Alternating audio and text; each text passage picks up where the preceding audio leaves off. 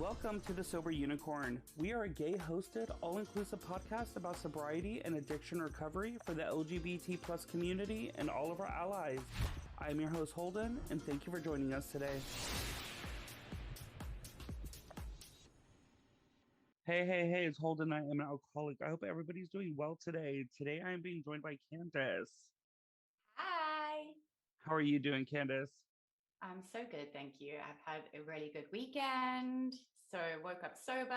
So yeah, no complaints here. That's good. Well, I'm so happy to have you on today. Thank you. I'm so happy to be here. Thank you for asking me. Of course, Candace and I actually met on TikTok. Um, Mm-hmm. I started posting videos maybe like a month and a half ago of like just comedic sobriety skits, and like kind of things that I endured going through addiction. And I actually found her TikTok, which is absolutely hilarious. And I'm like, I constantly go to your page and just like look through all your videos because you have so many. I do. I let's call it a cross addiction. So I post a lot on TikTok. I noticed that you post like at least 2 to 3 a day. I do. I do. Yes. That's good. Well, everybody, of course, I mean, I would recommend checking it out. I believe it's Candace. I just blanked. Campbell. Candace Campbell underscore, right?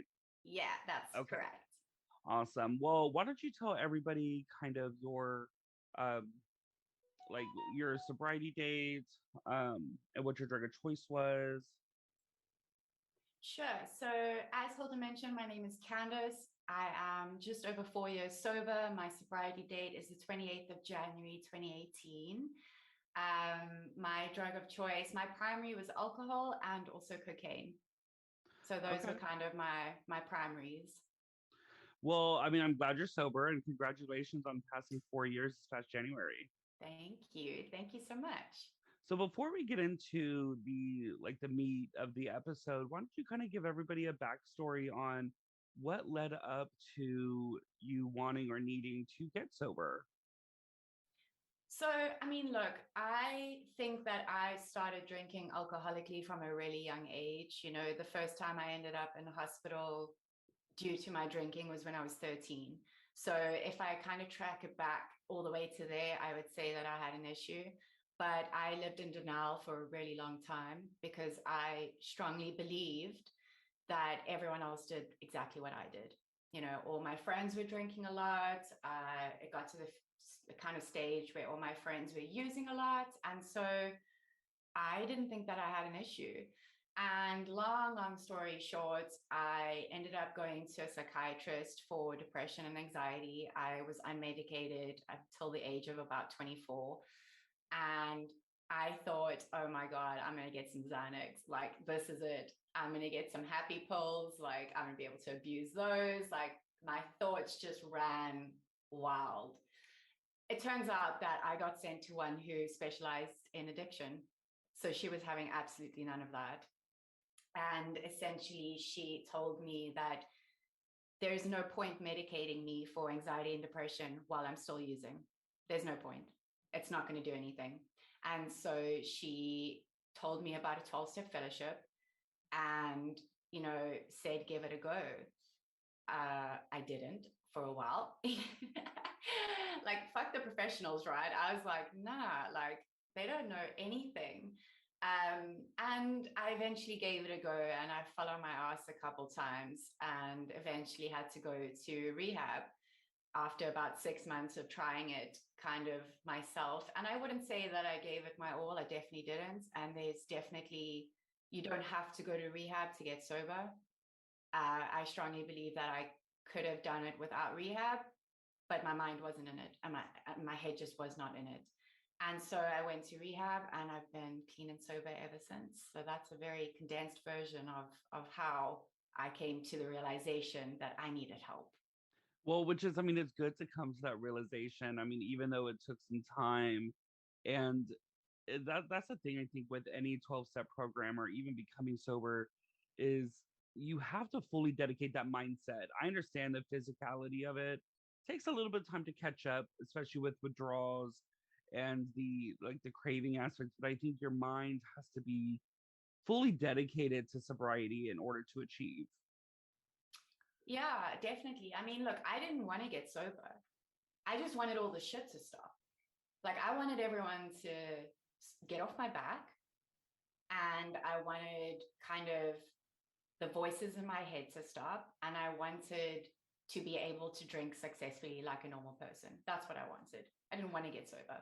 Yes, I was same thing. I was so tired of everybody else around me having a problem with my drinking because I was like, I don't have a problem with my drinking and my usage. I mean, so it was exhausting to always justify the quantity I was drinking, how Yep. often I would drink.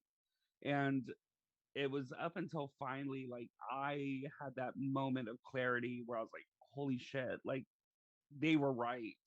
Yeah. And I hated that. Nobody wants to say that somebody else is right about their drinking problem. It's like, no, I should be able to self-diagnose this way before everybody else did. Yep. That denial is so strong with addicts and alcoholics. It's one of those things that kind of kept me out there for so long because I could justify anything. I could manipulate any situation to my narrative. And part of that was saying, I didn't have a problem. Look, so and so is doing it. Why can they do it, but I can't?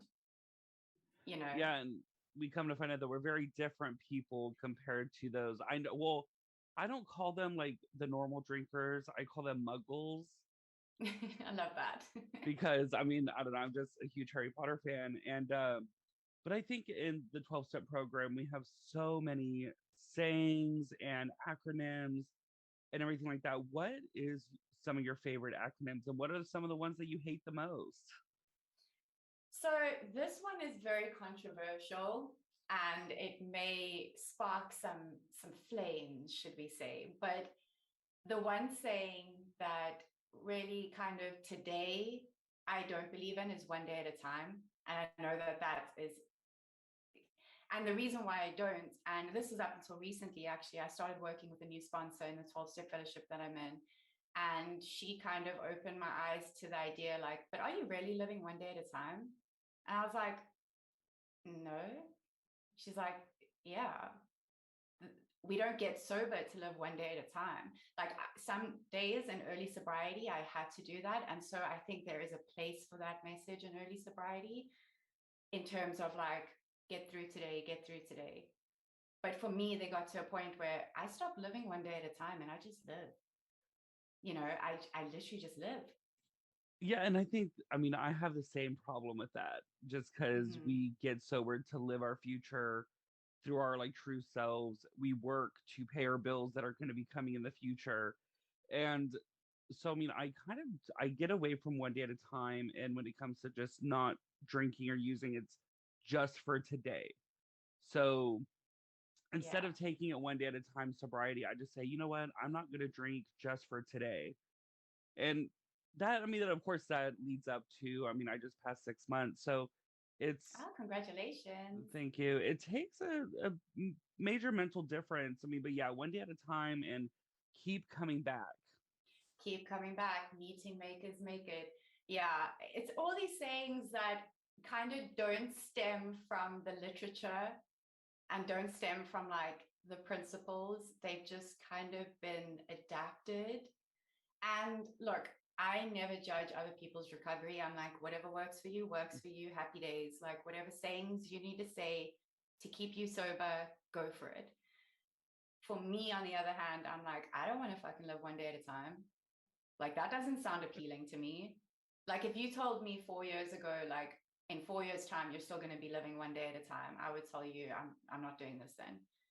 Because for me, working the program that I work and helping others, the obsession of the mind and the allergy of the body have stopped for me. So looking at like alcoholism and addiction as a twofold disease, those things have been arrested, as the literature says. And so in essence, like I don't have to think to not drink. I just don't. I know I can't, so I just don't. And that's like a beautiful thing, that's not spoken about enough. Yes, actually, the obsession of the mind. I went to the bar this past Friday to celebrate a Mm-hmm. friend's birthday and to play a tournament of darts.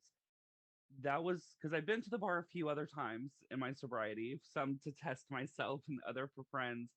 But that was the first time in any of my bar stints that I actually did not think about drinking or have that Yeah. urge to have to fight off. And it was so freeing to finally be able to put myself in a situation and not have to think about it. Hmm. And the next day I was like, oh shit, like I didn't even have to like fight the urge to order shots and everything like that, which was incredible. Thank goodness. I mean, and as the literature says, like it will, like the obsession will go away, Yeah. which is great. So what is some of the terms that you love? Oh, now you got me. I'm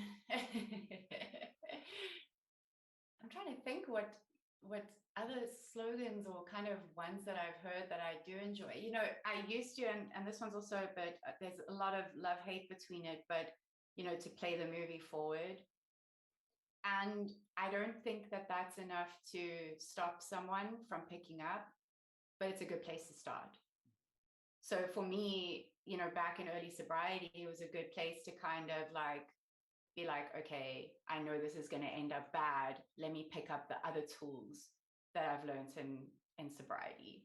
So I don't think that that in a sense is a tool, but I think it's a good place to kind of get your mind out of that thing of like, maybe I could use, you know?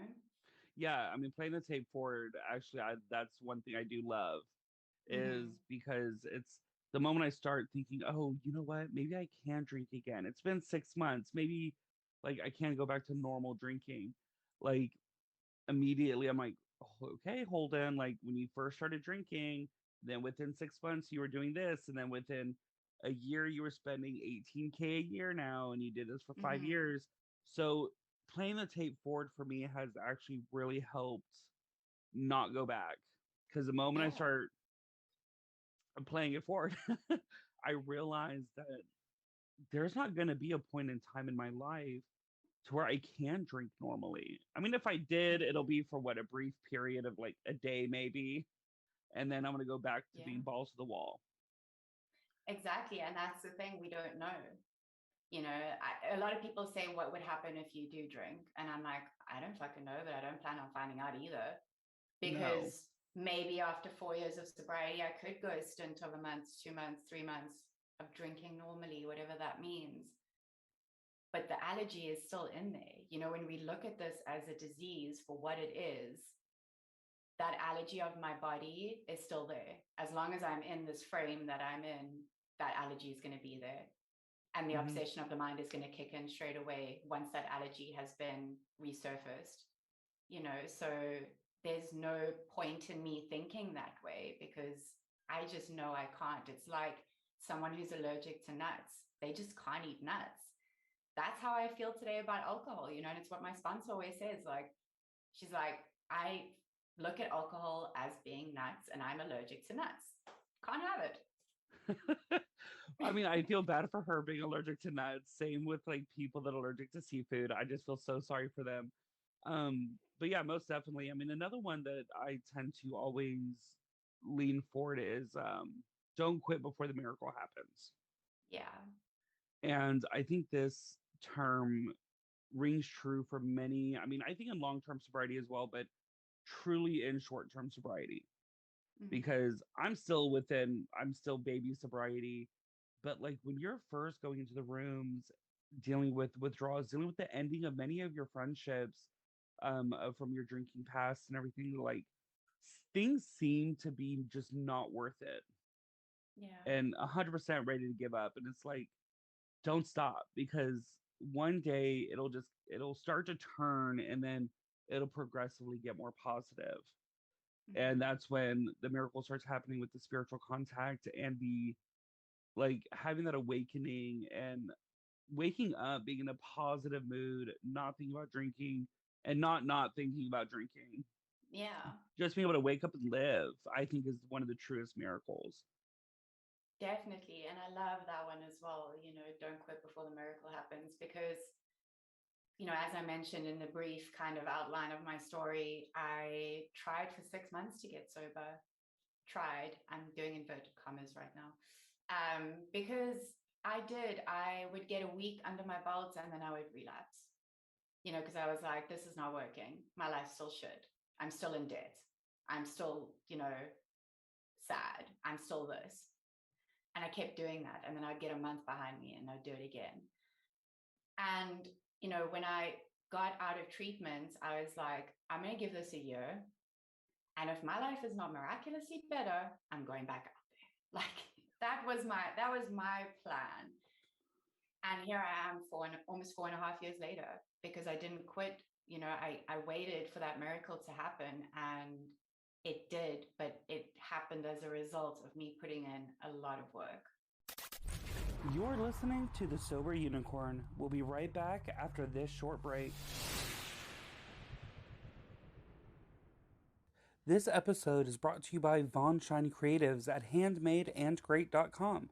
Von Shine Creatives is a sober-owned business featuring finely crafted goat's milk and vegan soaps. Treat yourself or someone you love today. Take $5 off of $25 on all your purchases site-wide, and remember, it's always free shipping. Use the coupon code SOBER, which helps support Von Shine Creatives and the Sober Unicorn podcast all at once. Link and coupon code will be in the bio. Now back to our episode. And when, for you, I mean, you're 4.5 years in, so you've had plenty of miracles and life changes over the years. When did it finally go from being like, oh God, do I have to do this, to this is something I want to do to be happy? So for me, the miracle really started when I started working with other addicts and alcoholics. That's when this all kicked in and it all just made sense. I know a lot of people outside of the rooms and in the rooms have an issue around the word God, higher power, whatever you want to call it. I gave that my all, and I said, I'm going to try this and I'm going to fake it till I make it. And I did. I sat around and I was like, hey, God, this is awkward. It's me. I did that. And I carried on. And for me, those two things, I wouldn't be sober today without them. And I came into the rooms a heavy, heavy atheist. Like, I was like, not a fuck. Am I giving in to like this whole idea around a higher power, around a God? Like, it's just not happening. And I can tell you that for me, the miracle happened, when I finished my 12 steps and I started working with others, because we can only keep what we have by giving it away. There's another one that I really actually do believe in. And I formed a relationship with my higher power, and that's when things really clicked together. Yeah, I think, I mean, same as me. I went into the program as an atheist, and my first meeting was a Wednesday night, and it was very higher power based. And I was like, oh Lordy Jesus, is this what I'm gonna have to deal with? I was like, I can't do this. And so that almost pulls me away from the program entirely. And I wanted to go drink that night because I heard about God just entirely too much for myself. But it was up until the seventh step for me that I truly felt any type of connection to my higher power. I went through step 5, which was really like heart wrenching for me. And then I had to do that hour of silence, which was really hard because it was at like 1 a.m. I had to be at work the next day at 7. So I was like, shit. But my sponsor was like, you have to do this after your 5th step. So I was like, okay. So I was like, okay, he told me, I already told myself I'd be willing to do anything it took to get sobriety. So that 7th step, like the overwhelming sensation I had, my body was unexplainable. And it's like, there was no way it wasn't a higher power. And I mean, to everybody listening, I mean, as previously discussed in other episodes, a higher power to people in the program, it doesn't have to be a Christian based God, a Hindu God, a Buddhist God. Like, it is of your own creation. So it can't be, I mean, your higher power, I mean, for me at least, can't be like a movie star, but it needs to be the fellowship, it needs to be the universe, it needs to be like the law of attraction, or in some sense it can be God, it can be the Christian God if that's what you want it to be. And I think that's the huge misconception in the program, especially newcomers, especially the younger generation coming up tends to shy away from religion. And but this is a program based, not based off of religion, but based on a spiritual connection, not a religious connection. Yeah, that's such an important message, is that it is a spiritual program. You know, we strive for like spiritual progress, not perfection. And when I came in and I heard the God word, I was like, no, no, no, no, no, no, no, no. You know, I had my dad died when I was 9, and a lot of like the talk in his funeral was like, oh, God needed him more, and things like that, you know. And as a 9-year old, that's when I switched from like believing in a God to hating a God, and then to not believing in anything. And so, you know, when I say I came in atheist, I mean I came in like either on the spectrum of like hating God, or on the spectrum of like just there is nothing there. And I kind of really struggled with that for a bit. But as you say, when you work the steps, something just happens. And it's so hard. Like, I get goosebumps thinking about it, because it happens differently for everyone. And, you know, these spiritual awakenings that we have, it's not a sonic boom. It's just, you have this feeling of like, holy shit, like something's there. Like, it actually is there. And, you know, like Holden said, it doesn't have to be the Christian God, it can be. And, you know, that's beautiful if it is for you. For me, it's a higher power of my own understanding. And when I realized that I got to kind of give non-human qualities, because it cannot be a human, because humans will let you down. Spoiler alert. So it can't be a human, but it's this creation of like your understanding. And for me, that is like, I look back now and I'm like, my higher power's always been there. I just didn't tap into that energy. You know, I didn't tap into it all throughout my life when I was drinking, all the signs that I missed, all the kind of, yeah, everything that I missed was these signs from my higher power, you know? I think because during that time, I mean, as the book states, we have to be open minded and willing. Yeah. And during our times of hatred of God or religion, for whatever reason we have, is like we aren't willing to accept that it could be a higher power or these Mm-hmm. signs that we see in our life. So it's we reject those thoughts. And so it doesn't allow us to really thrive because people in the program or that I've noticed is like they're just much more happier. And if believing in a God makes you happy, I mean, then go for it. I mean, I've had so many people because I have a ton of friends that still drink. They're just like, oh, AA is a cult.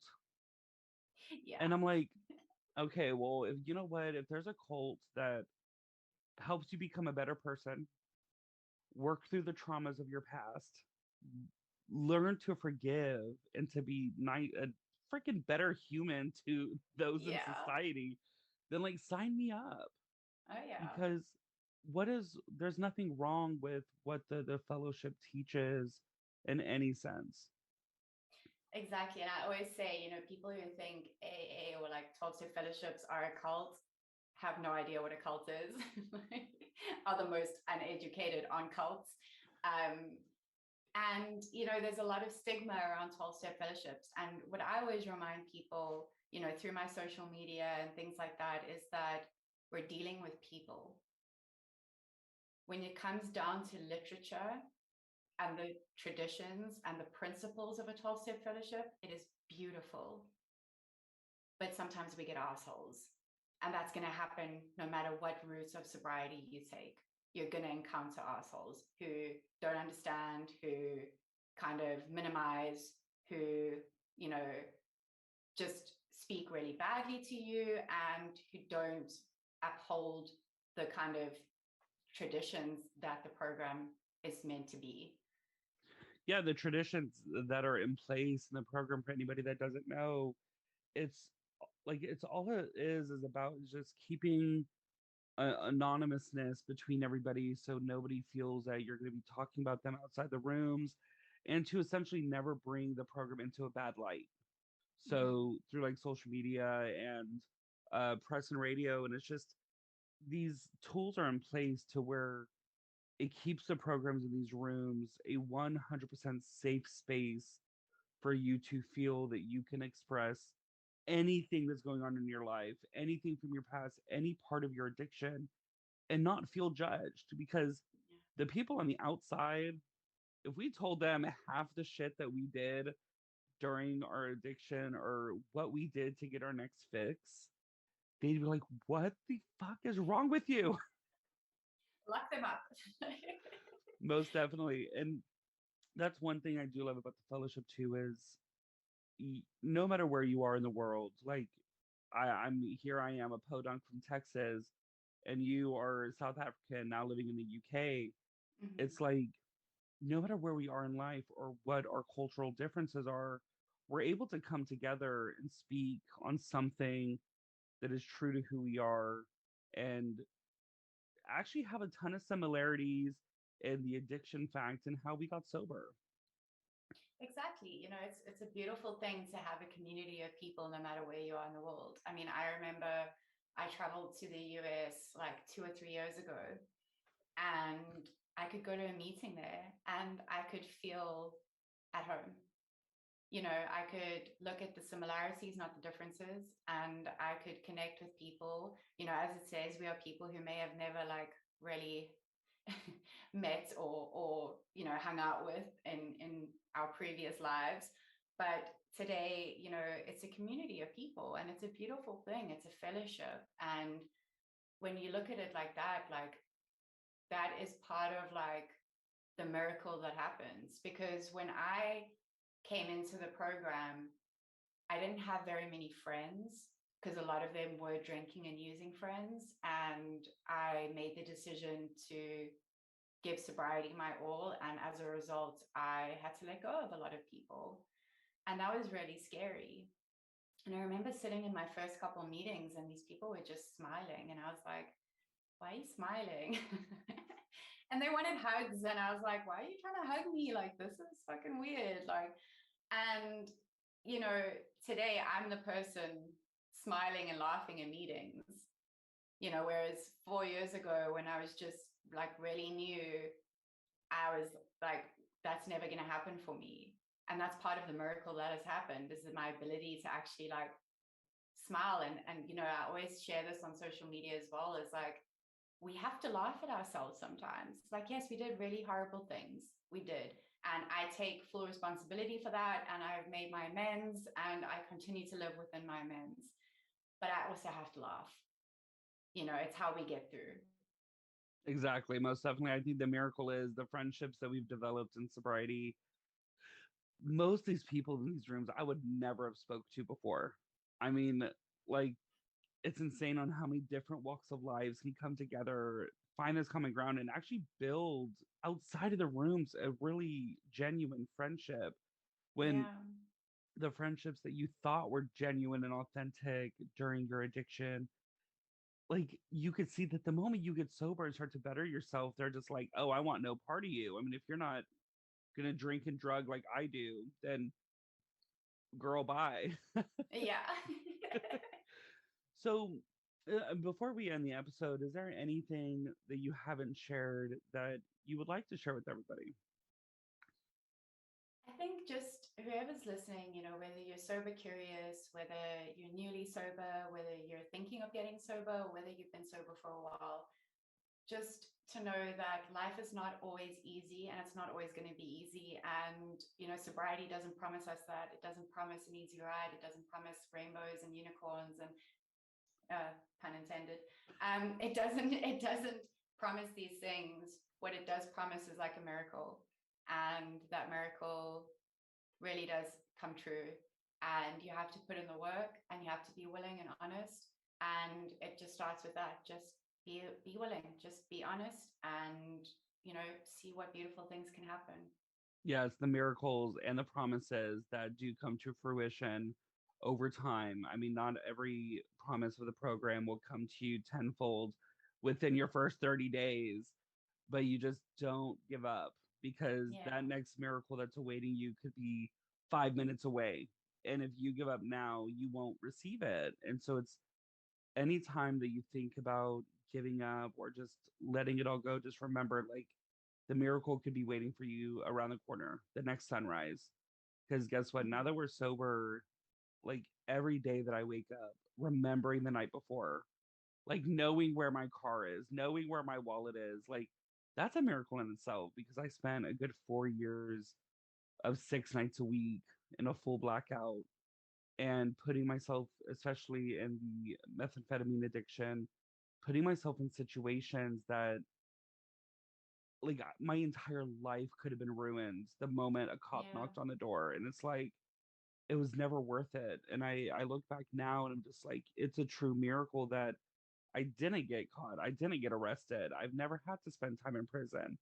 Um, so I mean, it's just a blessing, and it's my higher power, I think, did that for me when I couldn't do it for myself to keep me out of trouble Yeah. to get where I am today. So why don't you drop any ads, your social media? Ms. Candace here also hosts her own sobriety podcast. So why don't you share with everybody if where they can find you and listen to your podcast? So my podcast is called Sweet Sobriety. It's up on all major platforms. It's still very new, so it's kind of in its baby phase. And then you can find me on TikTok and Instagram. It's Candace Campbell, and it's Candace Campbell underscore, and that's for both TikTok and Instagram. My Instagram DMs are always open. If you're struggling, reach out, please, and know that you're not alone and that there is help. Awesome. Well, thank you again, Candace, so much for joining us today. Thank you for having me. This has been so great. Thank you again for listening to today's episode.